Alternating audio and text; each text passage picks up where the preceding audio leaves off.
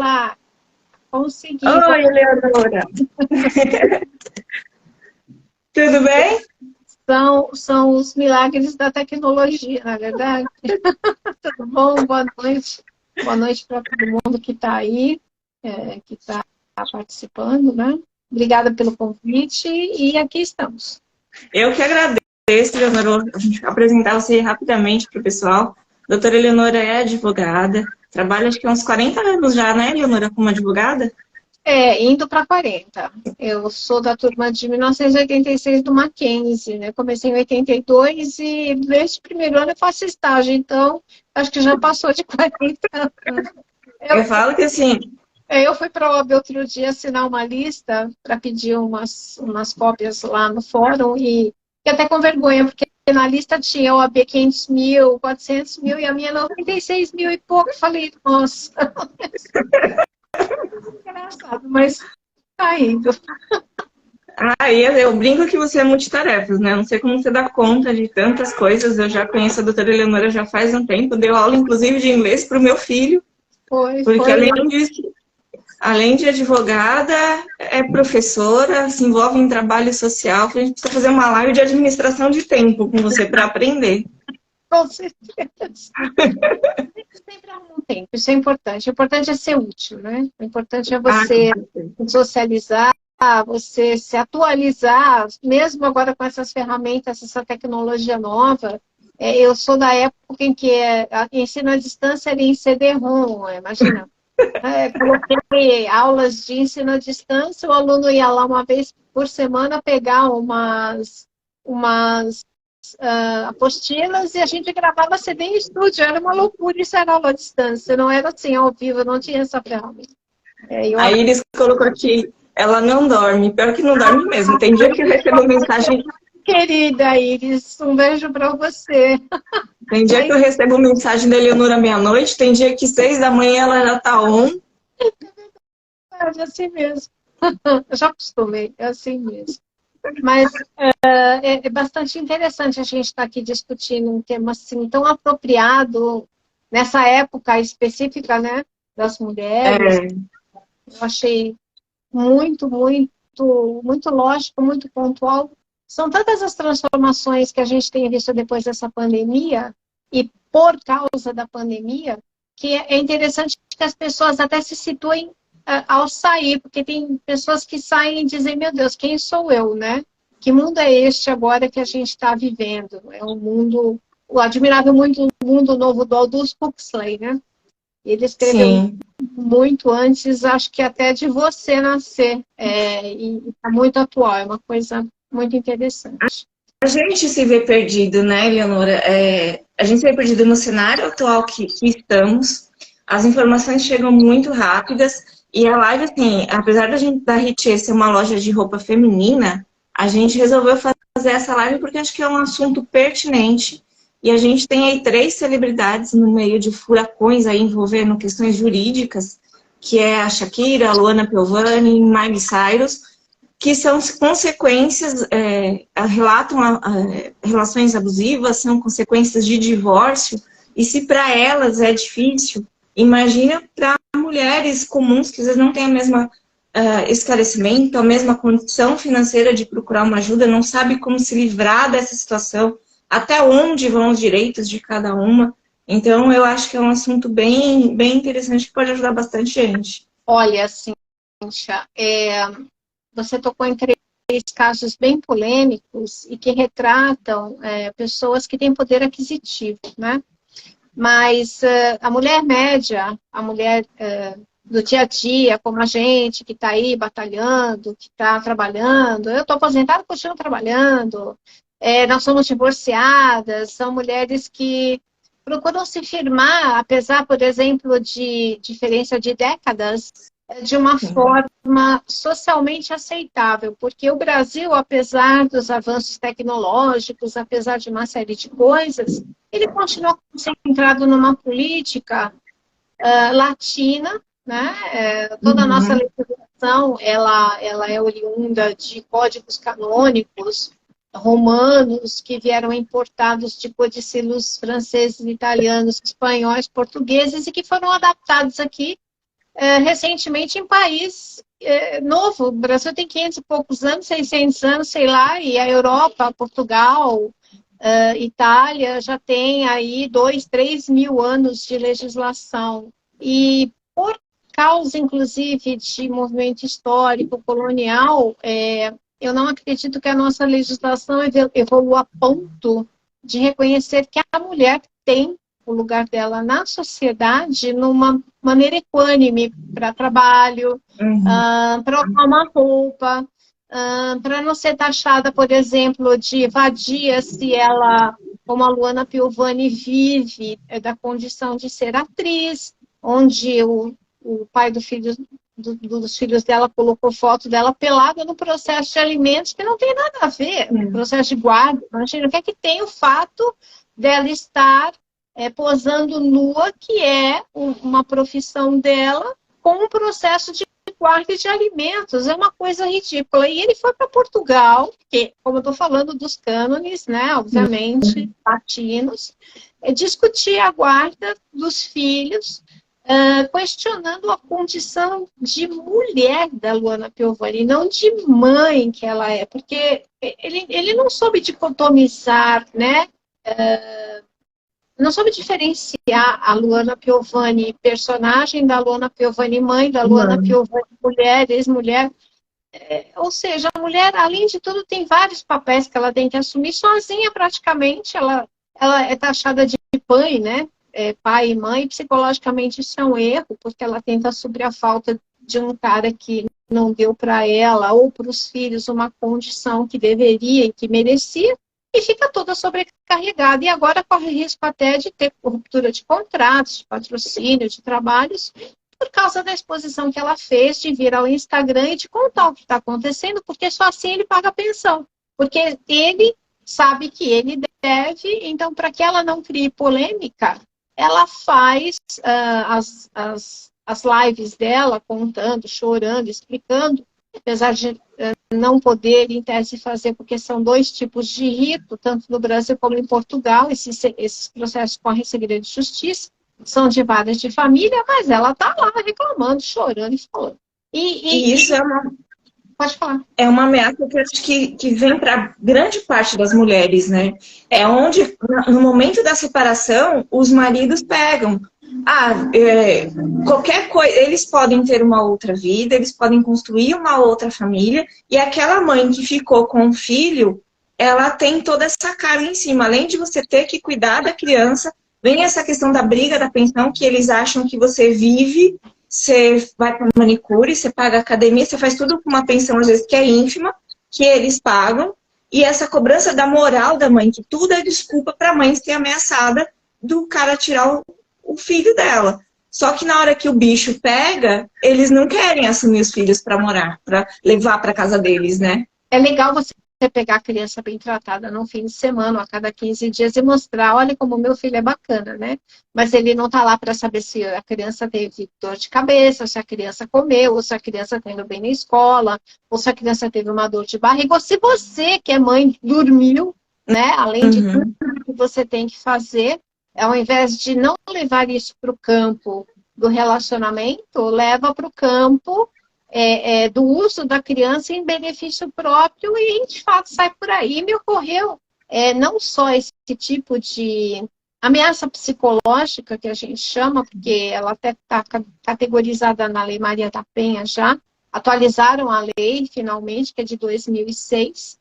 Existem não só as violências físicas, mas as violências psicológicas, tanto para essas mães que dependem financeiramente de um marido abusador e de um pai abusador, né, em relação ao filho, aos filhos, às filhas, como também existe o abuso financeiro, né, onde a pessoa fica privada, às vezes, de trabalhar, porque cuida de um filho com problemas, um filho autista, um filho que não pode se locomover, que depende da mãe. A mãe não tem condição de pagar um enfermeiro 24 horas, por quê? Porque a mulher está taxada, além de mãe, de enfermeira. Sim. E aí vai falando, toda mãe é enfermeira, toda mãe é secretária, toda mãe é psicóloga, toda mãe...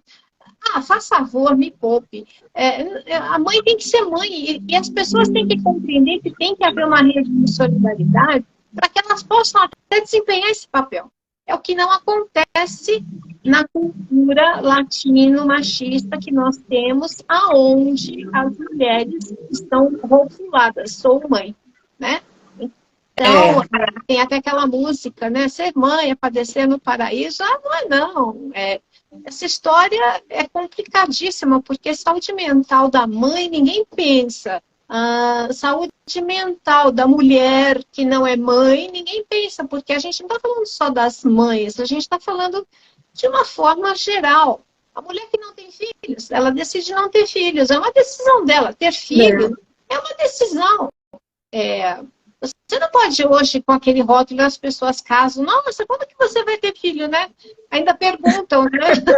Eu falo, você começa a namorar, a cobrança vem do casamento, você casa, a cobrança vem do filho. Como se isso fosse uma coisa assim, obrigatória, pré-requisito você casar e ter filho. Mas se a pessoa quiser adotar um cachorro, um gato, sei lá, a pessoa não quer ter filho, e daí que a pessoa não quer ter filho? Ela vai ser taxada de quê? Nossa, mas que pessoa fria, que pessoa gelada, ela não quer ter filho. Como se isso fizesse parte do pacote, né, de ter aquele rótulo, mulher, mãe, precisa casar e ter filho. Ou se você não casa, aí dizem que você é solteirona e triste porque você não casou, como se você precisasse de um homem para ser feliz. Me desculpem os homens que eventualmente estejam vendo, obviamente, que existem exceções à regra, óbvio, que por mais independentes que as mulheres hoje sejam, elas chegaram num ponto em que elas questionam a qualidade dos relacionamentos. Então, eu não sou muito boa para aconselhar nesse sentido, porque eu carrego 3 divórcios, né? Então, enfim, eu tenho mulheres fortes na minha família, minha mãe, avós, elas sempre foram muito contestadoras, muito batalhadoras, trabalhavam em épocas, imagina, 1900 e nada, minha avó paterna é libanesa, ela veio do Líbano com, sei lá, 7 anos e foi trabalhar com 10 e pagava conta, e quando eu pedia presente, ela dizia, você quer o quê? Eu pago o estudo, não pago porcaria, eu pago o curso de secretariado, pago o curso da estilografia e me ensinou a ser gente. E a minha avó materna era professora da mesma forma, estava sempre ali procurando mostrar a vantagem das coisas, e a minha mãe também sempre foi muito contestadora, sempre procurou, apesar de não ter trabalhado, fazer as coisas em casa para que nós pudéssemos brilhar, digamos assim, para que nós pudéssemos voar. Também pagou um preço caro por isso, mas fez com que nós pudéssemos estudar e nós pudéssemos preservar a nossa condição de pessoas que tinham possibilidade de escolha. Isso é bom, isso não é bom, isso é ruim, isso não é ruim. E é isso que eu procuro passar para as minhas filhas. Eu tenho 2 filhas bem grandinhas, uma de 30 aí que vai casar, e a outra de 22, que segue a minha carreira, é bastante contestadora, e acho que vai ser feliz da maneira dela, e as duas são diferentes da maneira delas, mas sabem o que querem. A gente fala assim, eu tenho 2 meninos, né? E eu falo que, assim, até o Pedro brinca, e eu falo que é verdade. Eu falo assim, se uma nora chegar pra mim e falar assim, olha, Cintia, eu vou parar de trabalhar para cuidar do meu filho, eu falo que eu bato nela. É o primeiro conselho que eu dou. Eu falo assim, eu aprendi a duras penas, né? Que você não pode, que casamento não é emprego. Então a gente abre a mão, muitas vezes, das nossas vontades, da nossa carreira, em prol de um casamento que você acredita que vai ser para a vida inteira. E aquele casamento, num determinado momento, não é para a vida inteira. E aí que a gente fala que entra essa questão dos divórcios, que são atribulados, tal, porque o pai daquela criança, ela muitas vezes não reconhece que você deixou a sua vida em prol de uma vida de família. Em pleno século, que nós estamos, pleno 2023, você ainda vê essa imposição machista. Então, a mulher deixou de trabalhar para cuidar dos filhos e o cara vem e acha que vai pagar aí 300, 400 reais de pensão e que tá tudo certo, e que você que se vire. Só que não viu que você largou uma carreira em prol daquela família. Você vê, E nós estamos no século XXI e, historicamente, como a gente estava falando, a mulher no Brasil, ela, quando o Brasil estava no século imperial, ela era criada para bordar e ter filhos, né? Era a sinhazinha lá, sei lá, por exemplo. Aí depois o tempo foi passando, a mulher foi tendo que trabalhar por causa de recessão, por causa de uma série de coisas, mas as mulheres que não eram ricas, as mulheres que não tinham posse, essas sempre trabalharam. Tecelãs, soldadoras, cozinheiras, e quem tinha um marido que sustentasse ficava no lar, por isso que a gente chama, né, profissão do lar, né? do lar. Era uma profissão, dona de casa. Aí as mulheres começaram a perceber que elas podiam fazer mais, e ainda começaram a protestar lá na época de Getúlio Vargas, em 1930. Em 1930, a mulher não foi reconhecida mais como coisa e conseguiu votar. Ou seja, até o Código de 1916, a mulher não tinha nem direito a voto. Ela precisava de permissão do marido para poder vender as coisas. Ela recebia uma herança, o marido tinha que concordar com isso. Ela podia fazer o que ela queria do dinheiro dela. Enfim, nem trabalhava. Então, uma série de outras mulheres precursoras, advogadas, professoras, questionaram a mulher na política, questionaram o lugar da mulher no mundo, no Brasil, vendo o que estava acontecendo em outros países, onde as mulheres já estavam queimando sutiã, reclamando de movimentos feministas, e não encontrando guarida aqui no Brasil. Até que, por volta de 1970, 1980, com a abertura de mercado e uma série de coisas, as mulheres começaram a fazer curso, estudar faculdade, trabalhar, ainda assim com o paradigma de receberem 40% a menos do que os homens, porque elas não conseguiam ascender a cargos de gerência. Por quê? Porque tinham filhos para cuidar em casa. Elas tinham tripla, quádrupla, quíntupla jornadas, como tem até hoje, às vezes, porque o marido, estou falando da mulher média, que é esta mulher que leva o país e a casa para frente. Porque a mulher rica é rica, a mulher pobre é pobre, e a mulher média, aquela mulher que consegue fazer 5 coisas ao mesmo tempo, ela pagou um preço muito caro, inclusive mentalmente, para hoje estar falando sobre liberdade, sobre expressão, sobre política, porque às vezes ela vem de um meio onde ela não sabe nem quem ela é. Ela misturou todos os papéis e ela não sabe quem ela é. E ainda é taxada, né, Eleonora? A mulher independente, muitas vezes, ela é taxada. Ela é a mulher que às vezes é liberal demais. Ou você é uma dona de casa boa, ou você é uma boa profissional, ou você é uma boa mãe. Se você sai para trabalhar, você não é considerada uma mãe porque você largou seu filho.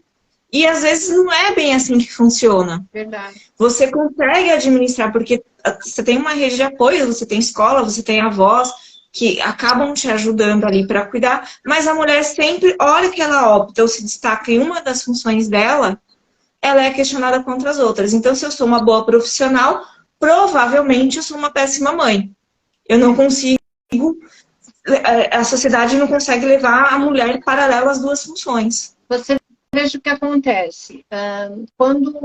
Supondo que você falou de divórcio, é uma questão muito comum, muito recorrente, porque o divórcio, ele não sendo feito de uma forma coerente, ele prejudica todo mundo.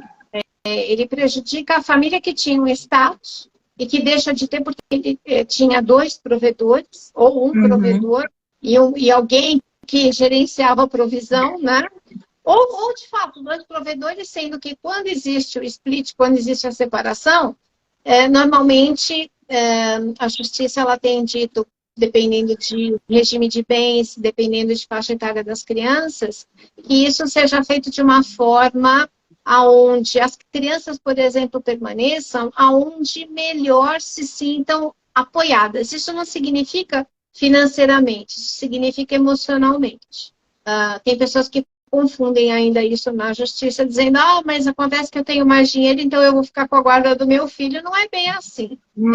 Tem que se pesar, né, sempre em função do bem-estar da criança, quando ela não tem ainda uma idade muito certa para decidir onde ela quer ficar, ou com quem ela quer ficar, ou se ela sai abruptamente do seguro e ela não tem condições porque tem medo de perder o amor do pai, se der, eu prefiro ficar com meu pai do que ficar com a minha mãe. Então, inventaram uma tal de guarda alternada, onde a criança tem 2 casas. Ela fica 3 dias com o pai, 3 dias com a mãe, frequenta, sei lá, se é a mesma escola, obriga os pais a morarem perto, porque quem quis se separar foram os pais, não foram os filhos, e fica uma bagunça muito grande, porque às vezes você tem uma mãe com compromissos e outro pai com compromissos que não batem com os compromissos do filho, e aí voltam para a guarda compartilhada. Aí aquele modelo padrão, eu te pego, sei lá, cada 15 dias, ou eu te pego num sábado, ou eu te pego num domingo, ou eu te pego uma vez por mês, essa é a guarda compartilhada. E a guarda unilateral, né, que é deferida em casos muito estritos, onde fica evidenciada a violência psicológica, a violência física, violência financeira, e que o juiz decide optar por um dos genitores, né, ou o pai ou a mãe, ficar com essa criança, esse adolescente, até que ele consiga cursar faculdade ou ter 24 anos, que acontecer primeiro, para poder se livrar da casa paterna ou materna e seguir com a vida como melhor lhe aprouver.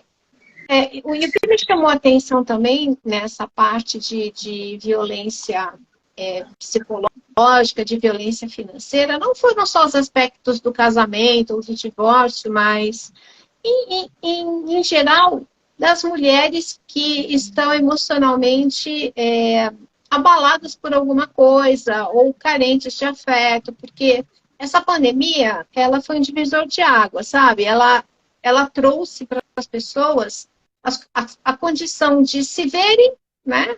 Fica em casa, não sai de casa, vou fazer o quê? Então, ou eu vou enlouquecer, ou eu vou estudar, ou eu vou procurar em mim uma maneira de viver melhor.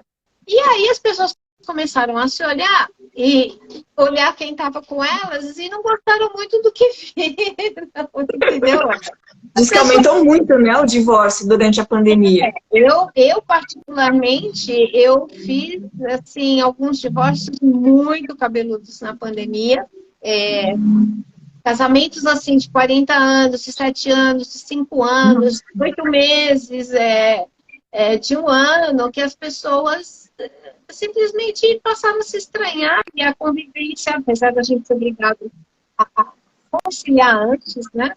A pessoa simplesmente disse, não, essa não é a pessoa com quem eu me casei, ou não, essa pessoa com quem eu constituí meu estado, sei lá quem é essa pessoa, eu fico completamente perdida em relação a isso, né?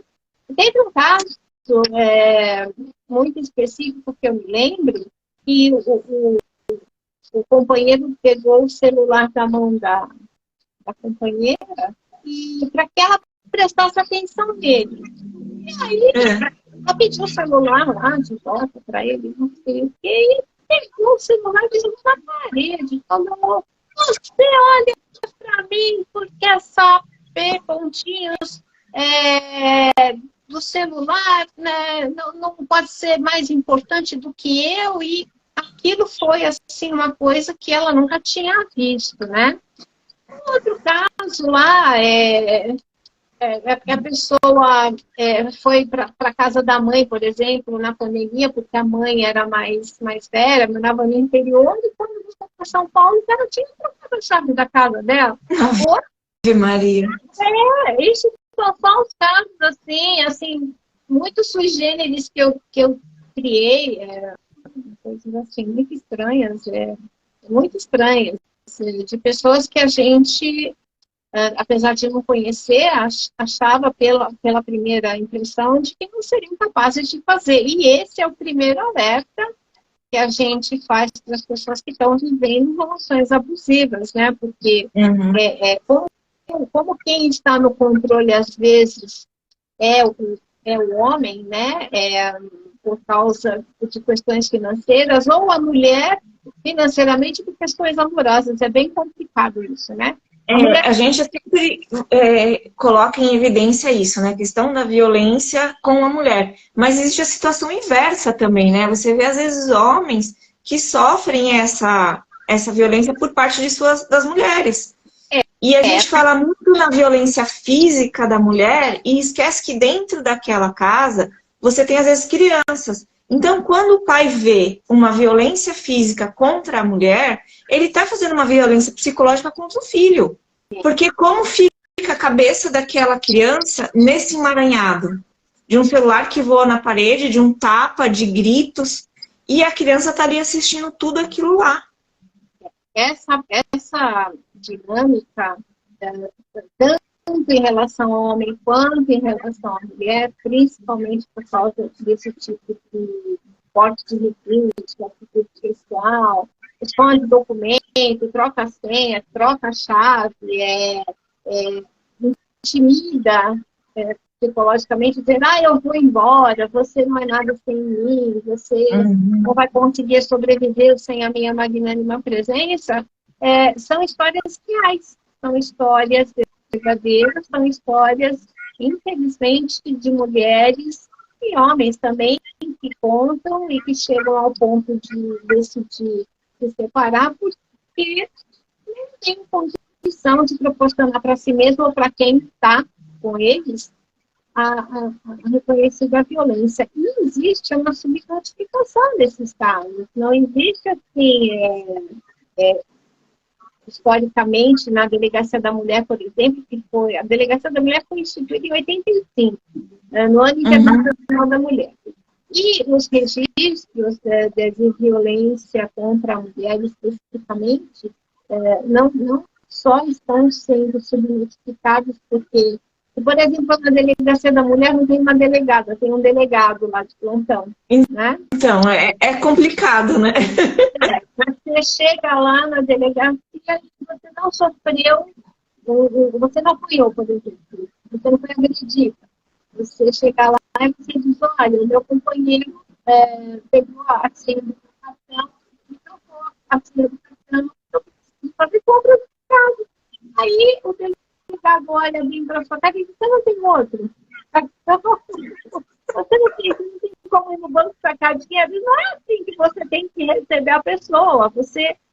É que ainda não entrou na cabeça dessas pessoas que existem essas violências que não são físicas. Você não precisa ir para exame de corpo de delito para provar uma lesão corporal, um roxo na cara, um arranhão, uma pancada, uma cabeça quebrada. É muito difícil você quantificar o abstrato. Até onde essa violência gerou danos?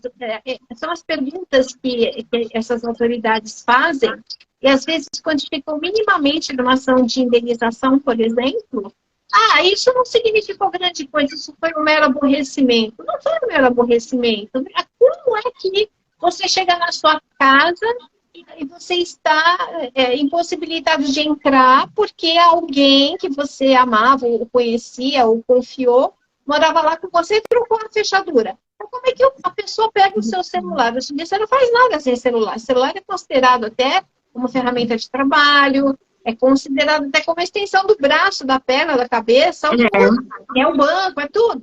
A pessoa vai lá e joga o celular na parede porque quer que preste atenção nela, num ato completamente anormal, agressivo. Então, isso na cabeça das autoridades, especificamente que cuidam da violência contra a mulher, tem sido questão de ironia, tem sido ironizado. Imagine, em briga de marido e mulher, não se mete com mulher, não se mete. Sim, recentemente, nos condomínios, foi instituída a regulamentação, uma legislação federal de São Paulo, não é uma legislação federal ainda. Ela parece que vai lá, voto, dizendo que sim, que em briga de marido e mulher tem que se meter a mulher. Se eu escutar aqui o meu vizinho, Deus me guarde, mora em apartamento, bater lá em cima, lá embaixo, do lado da mulher, a mulher gritar socorro, socorro, eu tenho que ligar para o síndico, ou eu mesma ligar para a polícia e dizer, olha, eu estou ouvindo alguém aqui gritando por socorro, e a polícia tem que vir.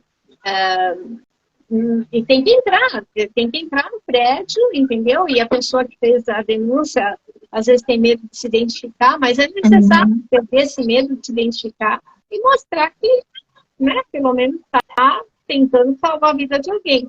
Aconteceu um caso interessante com uma vizinha, não aqui, de um outro lugar que eu morei, de ter ouvido isso.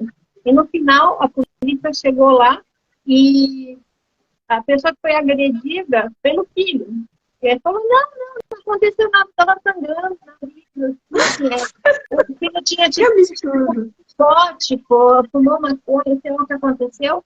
E a mãe falou assim, olha, não aconteceu nada, está tudo bem, sangrando, assim, sabe? É uma coisa assim, dava até pena da pessoa, mas não tomou nenhuma atitude.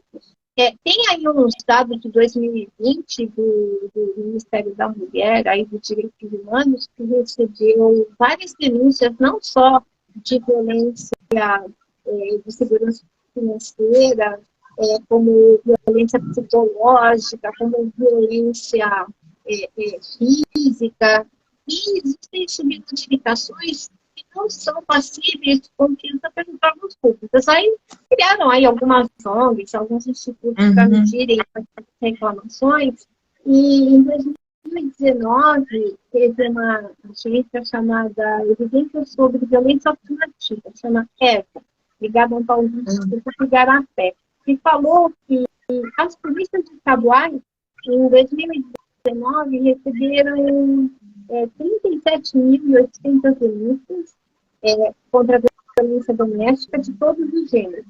Em 2020, foram 40 mil denúncias contra a violência doméstica, mas as mulheres vão lá, fazem o boletim de ocorrência, e quando chega na hora que a gente chama de representar, que é dizer, eu quero que continue a investigar, eu quero que vire processo, elas voltam para trás. Porque elas, assim, mas ele fez isso porque ele quis me proteger. Eu mereci mesmo, eu fiz mesmo, eu fiz alguma malcriação, fiz alguma coisa, ele não estava bem naquele dia.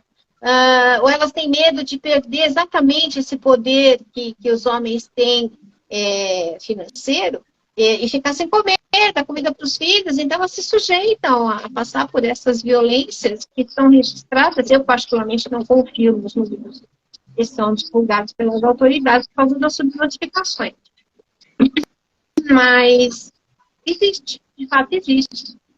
Eu acho assim, existem muitas mulheres que têm medo, né, Eleonora, de fazer essa denúncia. Aí elas voltam para casa, elas não procuram uma ajuda, aí ela vai lá, denuncia, esse processo todo demora, e aí fala assim, não, se eu vou denunciar, vou voltar para casa e vai ficar pior, porque o cara ameaça mesmo. Se você me denunciasse, eu vou. E elas às vezes não sabem quem procurar. Aí é isso que eu te pergunto, em que momento, a hora que você começa a ter essa violência doméstica, que você precisa recorrer a uma ajuda, que você vai numa delegacia, em que momento ela deve procurar essa advogada para dar esse suporte? Como que faz para tirar esse cara de casa para manter a segurança dessa família? Funciona assim, pelo menos eu não faço o criminal, né? Eu faço até o encaminhamento para delegacia de violência contra as mulheres, com base na Lei Maria da Penha. A Lei Maria da Penha, como eu disse, ela foi ampliada a partir de 2006, ela engloba todos esses tipos de violência, não só física, psicológica, financeira, patrimonial, enfim. Você recebe a pessoa, você tem que acolher essa mulher, porque essa mulher já deve estar vindo de um processo muito difícil de vivenciar essas violências todas.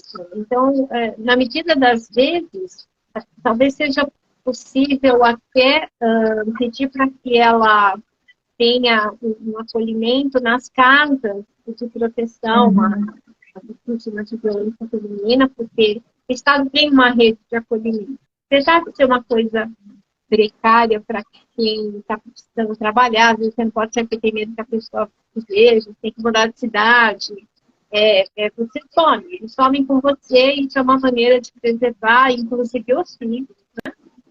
E o processo de violência doméstica, ele continua a partir do momento que essa mulher tem coragem de fazer a representação. Então, primeiro, ela precisa estar acolhida. Ninguém vai fazer representação, como você disse, porque ela é dedicada, ela vai voltar a apanhar. Ou ela vai sofrer outro tipo de violência que não seja apanhar, mas a violência patrimonial, por exemplo, ela vai voltar a sofrer, né? Então, ela tem que primeiro ter coragem de denunciar. O que a gente sempre diz é que a mulher tem que tirar a cesta de 2 ovos, ovos de 2 cestas. Ela tem que ter alguma atividade que não seja só doméstica, ela tem que aprender a fazer um bolo, ela tem que aprender a fazer qualquer coisa para não depender desse homem, né? Daí a razão, como você bem disse, né, de nossos filhos incentivarem as mulheres que trabalhem para não casar, porque casamento é meio que vivo, e incentivá-las a estudar, incentivá-las a procurar um curso profissionalizante. Existem muitas oficinas profissionalizantes gratuitas em São Paulo. Depois eu posso até te passar esse endereço, você deixa à disposição das pessoas que eventualmente querem fazer uma pergunta. Profissionalizá-las e fazer com que elas saiam dessa rede de assistência, porque isso também não dura muito tempo, dura em média 1, 2 anos, mas é que elas possam se recompor psicologicamente, tem todo o apoio psicológico, tem assistência social, as crianças vão para a escola, e ela vai batalhar a vida dela. Normalmente, essas audiências de violência doméstica, elas têm sido feitas online, graças a Deus ainda ficou, né, online, porque agora está voltando tudo presente. Você imagina você ter uma audiência para falar sobre pensão alimentícia com quem bateu em você? Não dá, né? Então, é difícil, né? Está sendo feito online até para preservar a integridade mental da pessoa para poder falar o que precisa, né? Existem alguns sinais que vão se agravando, alguns comportamentos que são repetitivos, que as mulheres precisam prestar atenção. Elas não podem achar que dar um monte de desculpa, achar que o homem se arrependeu, que você acha que ele vai mudar, que ele vai ser salvo, que ele precisa ser adotado porque ele não teve mãe, coitadinho. A gente não nasceu para ser mãe de ninguém. O cara já nasceu e ele tem uma mãe, né? Ou vice-versa. São papéis diferentes, né? E a mulher às vezes quer tomar esse papel para ela e vai passando a mão na cabeça desses erros que o homem faz. A Rosângela colocou aqui, ó, além de se sentirem envergonhadas diante da situação. Justamente como você falou, você chega para abrir uma denúncia em qualquer órgão público, a mulher não é acolhida e você se dá de cara com homens que estão ali. E que não vão te dar aquele apoio, né? O que acontece? O dinheiro, infelizmente, ele é uma forma de dominação do patriarcado. O patriarcado é masculino. E todos os homens foram escritos por homens. Logo, as mulheres sofrem. Porque elas não têm força física. Às vezes, elas precisam ter uma escolha de filhos, de carreira. O casamento é um contrato. Tem que haver direitos e obrigações. Normalmente, as mulheres têm mais obrigações do que direitos. Tem crença social, por exemplo, você está num relacionamento assim, nossa, eu te amo, minha avó diz assim, meu amor e uma cabana e um cacho de banana não sustenta ninguém. É verdade. A mulher diz assim, ai, nossa, que meu é seu, toma o meu cartão, toma o meu carro, toma a minha casa, meu amor, posta um monte de foto na internet, que é um mozão, né? E aí depois o mozão resolve dar um pé.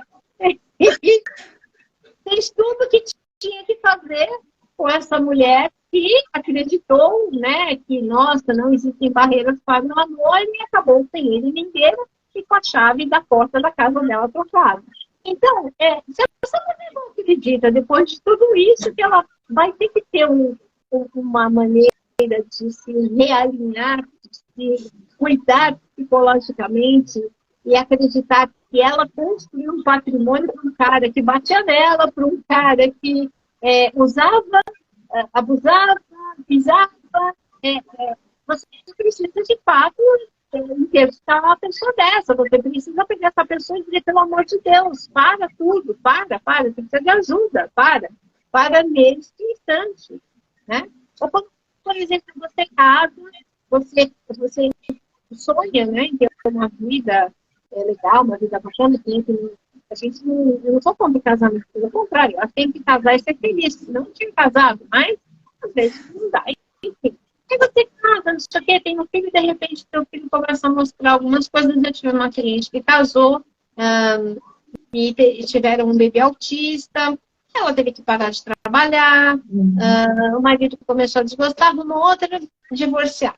E ela ficou com o bebê autista. E a criança cresceu, ela exigiu com toda certeza, porque ele tinha uma vida boa, um tratamento com um convênio decente, home care, não sei o quê, porque a doença evoluiu, e ele achou que isso era bobagem, que ela não precisava trabalhar, porque ela já tinha para trabalhar para cuidar da criança.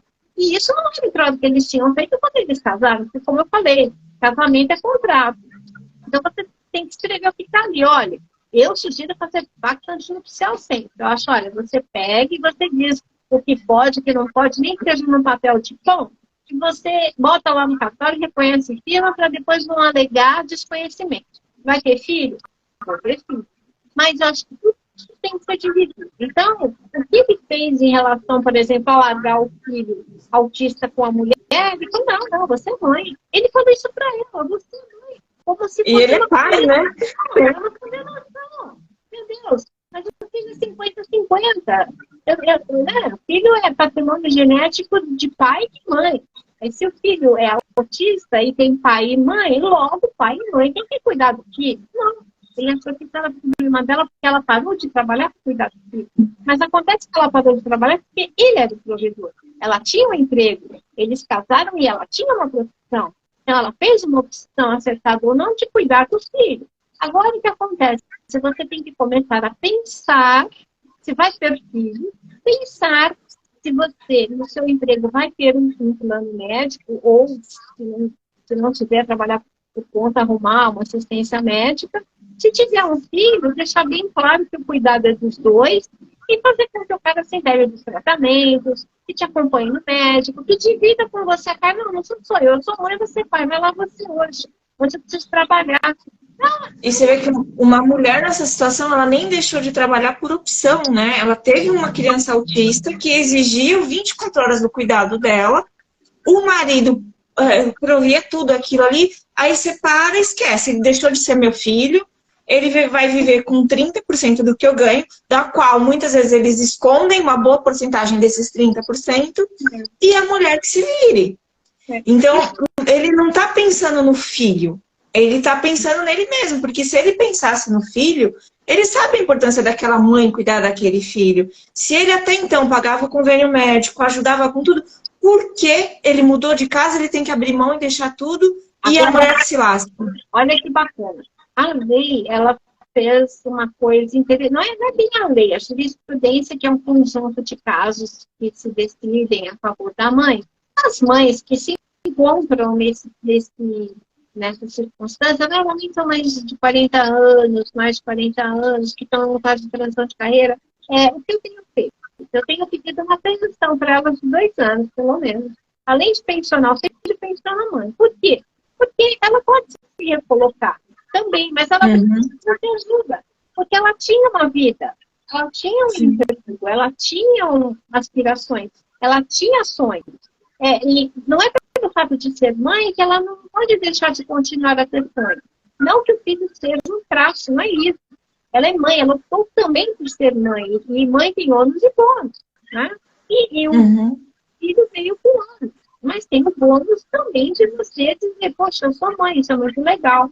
Então, o que acontece? Essa mãe precisa de uma rede de apoio. Às vezes ela não tem, que nem você falou no começo da conversa, uma avó, uma vizinha. Ela tem a creche da prefeitura, sei lá, que funciona nos horários malucos aí, que não dá para você, num trabalho de 8 horas ou 9 horas, um cargo de gerência, e dizer, tem que sair da licença para buscar meu filho na creche.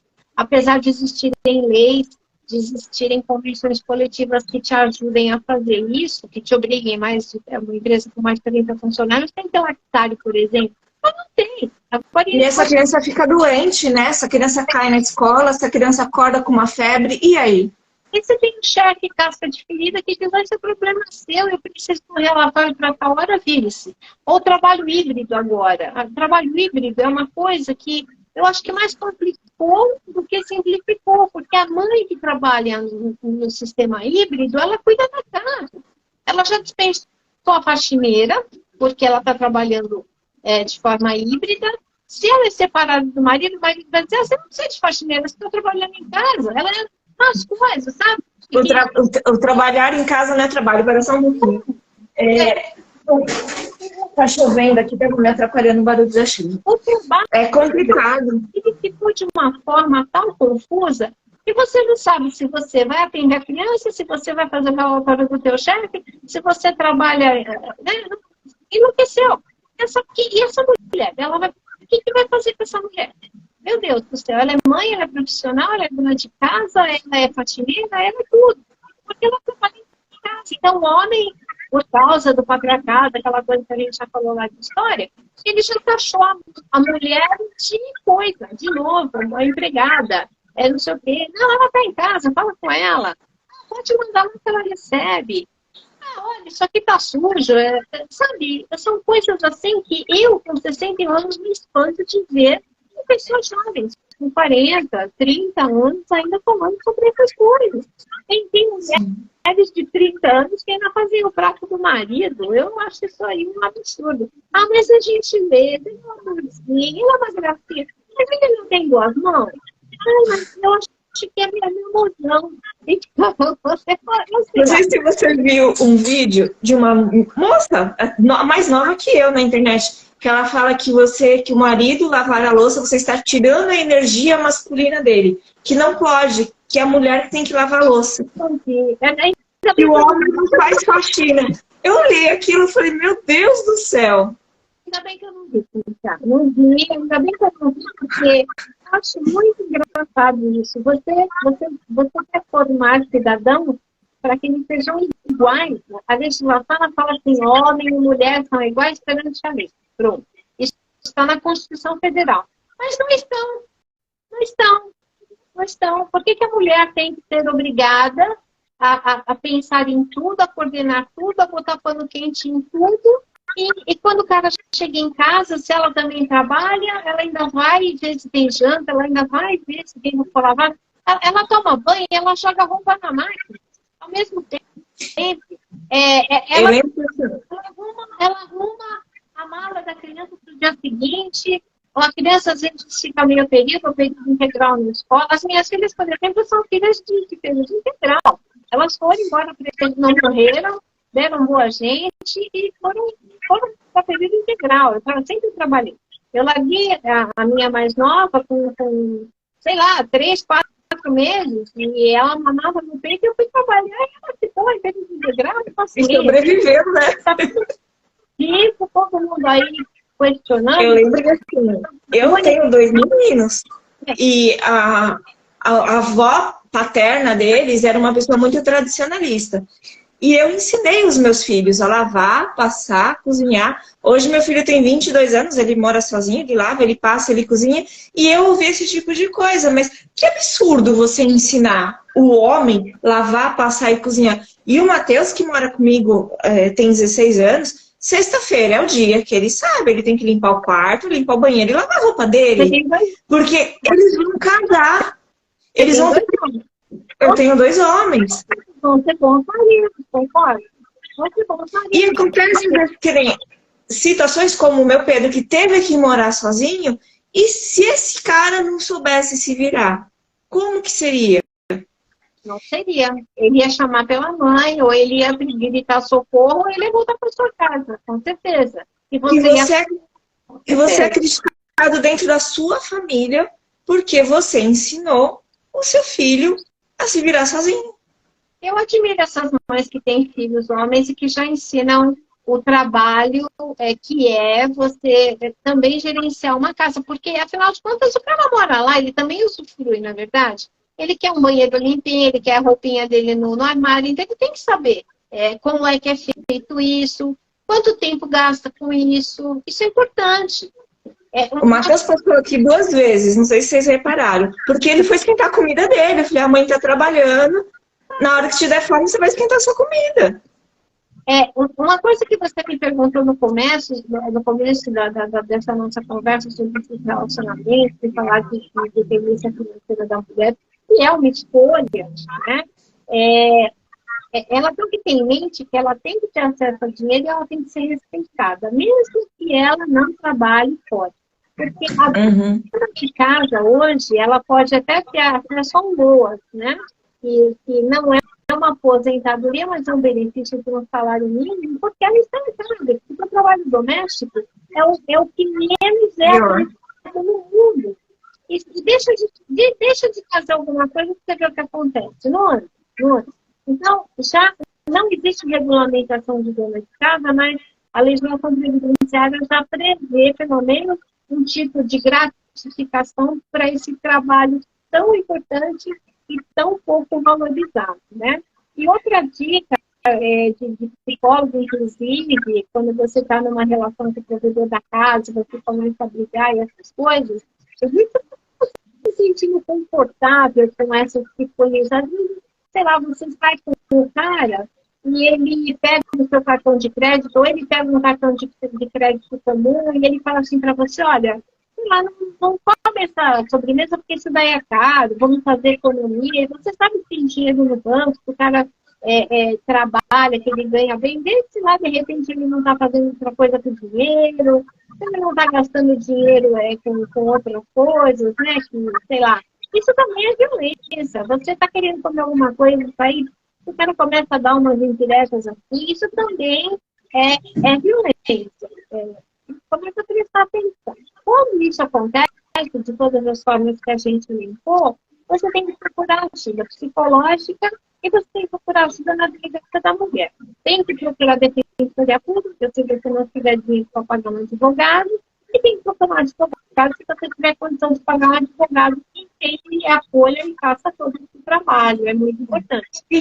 Como que você prova essa violência psicológica? Porque a física já é todo um processo que a mulher já passa por todo um constrangimento tendo provas. Você tem a marca ali da violência, você às vezes tem um vizinho que testemunhou. E essa violência psicológica? Como que isso é colocado e comprovado dentro de um processo? Por exemplo, se você está num restaurante ou coisa parecida e você acha que os sinais que a gente falou estão acontecendo, você começa a gravar.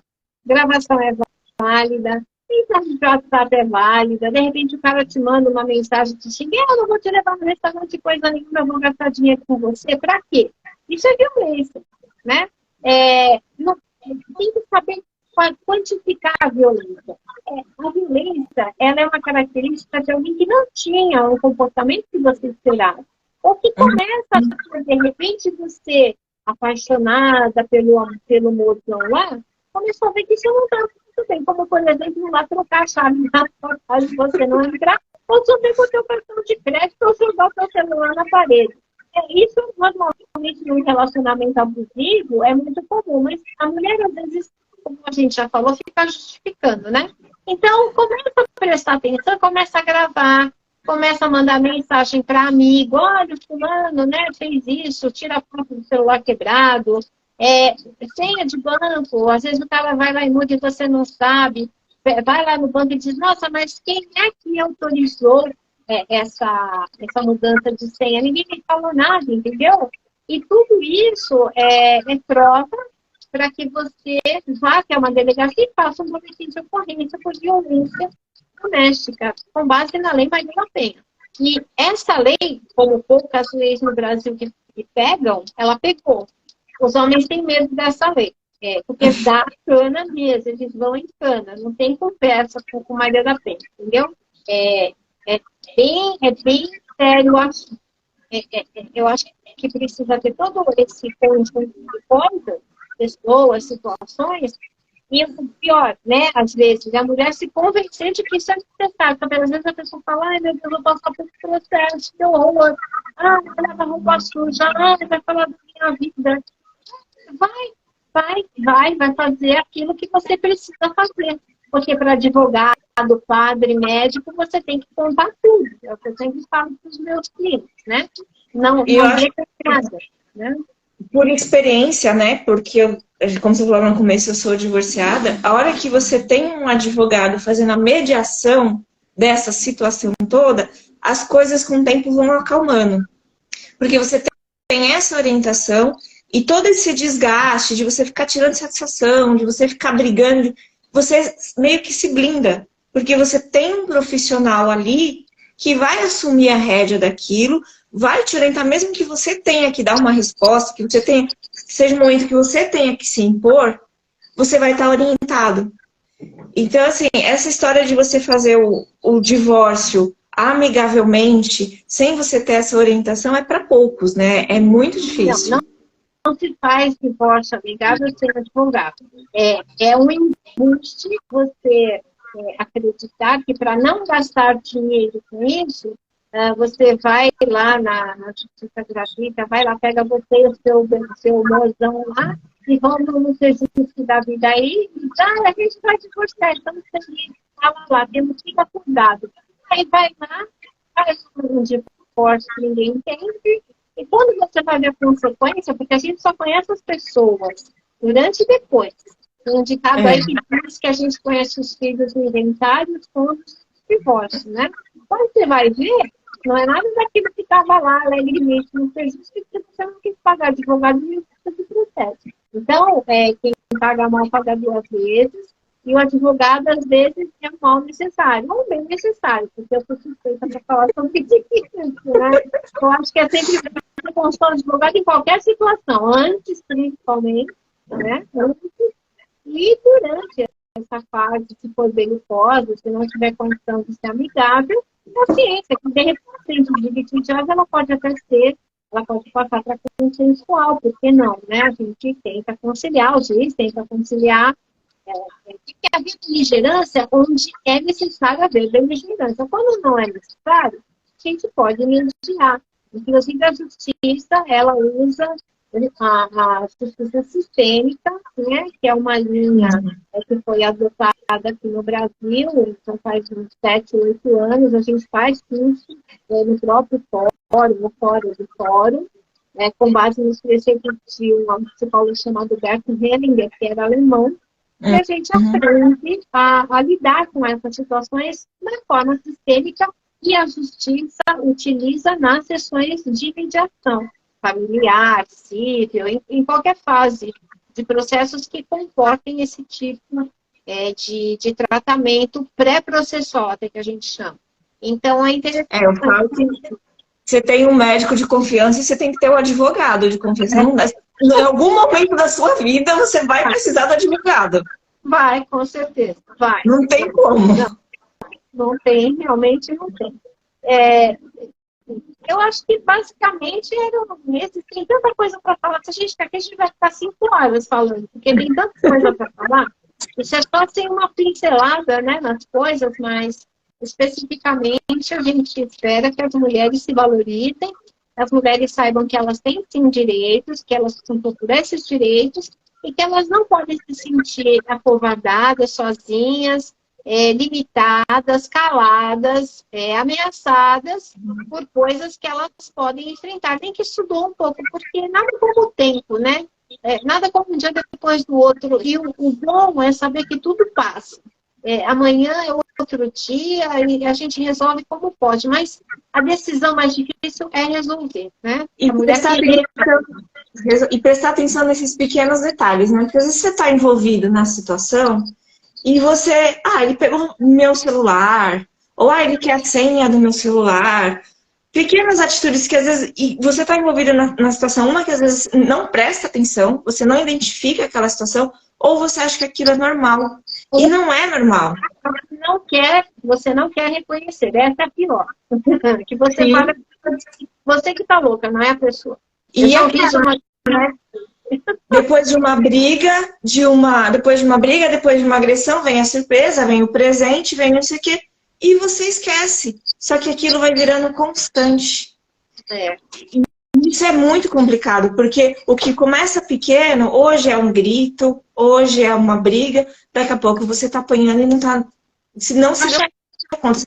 Tá achando normal.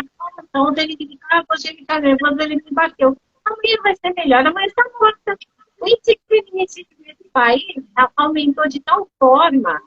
Eu estou falando de feminicídio no Brasil, eu não estou falando de feminicídio na Inglaterra, eu não estou falando de feminicídio na Alemanha, eu estou falando no Brasil, que é um país continental, com 200 e, sei lá, 50 milhões de habitantes, quase 300 milhões de habitantes, eu nem sei quantos milhões de habitantes tem no Brasil. Mas a gente tem isso aí, muitas mulheres sendo mortas porque são mulheres. Então, o feminicídio, ele é um crime que é caracterizado porque a mulher é mulher. É uma loucura isso. É feminicídio. Femine de mulher e cídio de matar. Matar a mulher. Então, feminicídio é matar a mulher porque ela é mulher. Primeiro lugar, tem que ter isso na cabeça. Ah, nossa, ele matou a mulher porque a mulher traiu. Não. É feminicídio porque ela era mulher. Porque se fosse, sei lá, outra pessoa, que tipo de delito seria? Seria um delito transfóbico. Por exemplo, matar uma mulher trans, né? Também não deixaria de ser um feminicídio transfóbico, né? Isso é uma coisa que também ficou atualizada na legislação. Então, de todos esses números, a Secretaria de Segurança Pública disse que são registrados uma média de 4 mulheres mortas por dia no Brasil em 2022. Senhor, meu Deus. E fora isso, 6 mulheres a cada hora fizeram uma denúncia de estupro no Brasil. Porque o estupro é um tipo de crime mais humilhante que uma mulher pode sofrer. Pode passar. Eu acho que mas entre uma coisa e outra, que pior. Eu falei, eu não sei, porque se você morrer, você morreu, você não está vendo. Se você estuprar e continuar a vida e não curar isso, porque é uma coisa muito séria, né? Você tem que curar isso. É uma humilhação que você tem que curar. Então, é uma sequela que te leva pro resto da vida, né? Eu acho. É uma chaga. Você fica lá aberta, ou você fecha com um esparadrapo e depois você vai passando mertiolate, mas ela está lá. Está lá. Outra coisa que a gente também tem que prestar atenção é que, às vezes, as mulheres morrem por causa de aborto. São tantas coisas para se falar que a gente não falou, que o aborto no Brasil é crime, mas existem situações de exceção que o Código Penal não apena, quando o aborto é terapêutico, ou quando ele representa um risco para a mãe, ou quando ele até é resultante de estupro, mas já tem aí os movimentos políticos dizendo que não, e mesmo resultante de estupro, o aborto tem que ser levado adiante por causa da preservação da vida. Ou seja, são tantos temas que a gente tem que desenvolver aí com estatísticas alarmantes, e é o que eu estou te falando, uma hora só não daria para conversar. E assim, né, a humanidade evolui, entre aspas, e você vê esse crescimento absurdo dos números de violência. Sim, exatamente, eles não diminuem. Agora, por que eles não diminuem? Sociologicamente, psicologicamente, as violências vão aumentando ou se tornando mais noticiadas por causa da internet, porque os meios de comunicação parece que se comprazem com a desgraça, porque isso dá notícia, isso dá patrocínio. Ah, mas não acontecia antes? Acontecia sim. Nossa, será que isso então aumentou agora? Pode ser que sim, pode ser que não, porque, como eu falei, eu não confio nos dados oficiais, existem subnotificações. Como existe subnotificação de doença, existe subnotificação de crime. Então, se a pessoa diz, nossa, 30 milhões de pessoas morreram de Covid, eu não sei se são 30 milhões, ou se são 15 milhões, ou se são 10 milhões, porque todo mundo inflaciona número. 200 milhões de mulheres são estupradas no mundo? Não sei, porque pode ser um momento político, onde isso aconteça, onde não aconteça. Então, eu não confio nesses números. Eu sempre vou procurar fontes fora do Brasil. eu vou ver a BBC, eu vou ver a RAI italiana, eu vou ver a RAI francesa. Eu não confio na imprensa brasileira, porque eu acho que a imprensa brasileira é marrom e é uma empresa é uma imprensa manipuladora. E ela vai no embalo do político. Se tá bom para ela, ela fala que tá bom, se tá ruim, tá ruim. Não é formadora de opinião e não está disposta a tecer critérios de informação onde o cidadão seja crítico. Ela não te dá esse embasamento. Os casos que não são divulgados, né? As mulheres que não chegam a pedir essa ajuda. Não interessa, isso não dá ibope, sei lá. Então, a violência financeira, a violência psicológica, a violência física, todos esses abusos, onde o homem se sente dono da vida da mulher, e normalmente são mais praticados por homens do que por mulheres por causa, volto a dizer, de todos aqueles critérios históricos que a gente já falou, de patrimônio e tudo mais, eles tendem a ser discutidos nas vias legislativas. Alguém faz um projeto de lei, alguém monta um coletivo não sei do que, alguém vai lá e põe a boca no trombone, que nem a Luana Piovani. Mas quais são os efeitos disso? As mulheres têm ido denunciar, as mulheres têm ido se conscientizar do que elas precisam. Mudou alguma coisa em relação à Mariazinha, que mora, sei lá, no Jardim Brasil, e que apanha todo dia do marido e que tem que sair de casa para fazer faxina e levar a comida para dentro de casa e continua apanhando porque ela tem 6 filhos? Isso não mudou. Não mudou. Ela vai sair do barraco porque ela tem... Ela não vê para onde que ela vai com esses 6 filhos. E quantas Mariazinhas existem que passam por essa situação e não podem tomar uma providência porque não tem esse acolhimento ou não conhecem como funciona o sistema, não é verdade? Muitas, né, Leonora? É muito grave. Eu acho que quanto menor o poder aquisitivo, é pior a situação. É pior porque não tem informação. A pessoa não tem educação, foi privada de uma série de benesses, de uma série de coisas, porque não teve a oportunidade de procurar. Eu tive uma diarista que uma vez me contou que lá de onde ela vinha, eles não tinham dinheiro e eles matavam ou compravam a carcaça de um bode e comiam o cérebro cozido do bode. Eu pensei, meu Deus, o que esse cérebro de bode tem de aminoácido, de vitamina, de qualquer coisa para propiciar a síntese de proteína e fazer com que a pessoa tenha condições de absorver aquilo e ter uma alimentação digna. Olha, não tem nada no cérebro do bode. Eu fui pesquisar, juro por Deus. Eu fiquei tão bestificada com isso, porque a pessoa tinha... Você falava com a pessoa não... daqui a pouco, o que a senhora falou? Ela trabalha comigo até hoje. Eu tenho consideração por ela, porque ela é uma excelente pessoa e ela foi privada exatamente disso.